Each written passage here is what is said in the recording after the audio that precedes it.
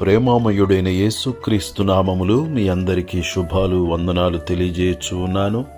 ప్రియులారా, ఈరోజు దేవుని వాగ్దానము కీర్తనల గ్రంథము 119వ కీర్తన 11వ వచనము. నీ ఎదుట నేను పాపము చేయకుండానట్లు నా హృదయములో నీ వాక్యము ఉంచుకుని ఉన్నాను. ప్రియులారా, కీర్తనాకారుడైన దావీదు దేవుని ఎదుట పాపము చేయకుండానట్లు తన హృదయములో వాక్యమును ఉంచుకునినట్లుగా వాక్యములో మనము చూస్తూ ఉన్నాము. దేవుని వాక్యము పరిశుద్ధమైనది, పరిశుద్ధ వాక్యము పరిశుద్ధులనుగా చేయును. దేవుని వాక్యము శక్తి గలది, సృష్టించే శక్తి, రక్షించే శక్తి, స్వస్థపరిచే శక్తి, విడిపించి నడిపించే శక్తి, కాపాడే శక్తి, అద్భుత కార్యములను ఆశ్చర్య కార్యములను చేయు శక్తి గలది దేవుని వాక్యము.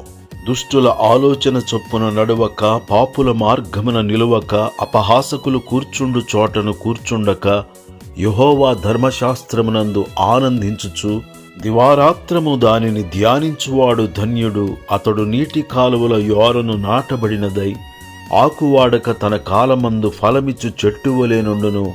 అతడు చేయునదంతయు సఫలమగును. సమయము సమీపించినది గనుక ఈ గ్రంథములోని ప్రవచన వాక్యములను చదువువారు ధన్యులు, వినువారు ధన్యులు, ధ్యానించువారు ధన్యులు, అనుసరించువారు ధన్యులు. ప్రియులరా, యేసు తల్లి అయిన మరియ హృదయములో వాక్యమును భద్రపరుచుకునినట్లుగా దేవుని వాక్యమును మన హృదయములో భద్రపరుచుకొందుముగాక. ఆ వాక్యములనే తలపోయుదుముగాక. ఆయన వాక్యానుసారముగా పరిశుద్ధముగా నీతిగా జీవించుదుముగాక. తద్వారా ఇహపర సంబంధమైన ఆశీర్వాదములను పొందుదుముగాక.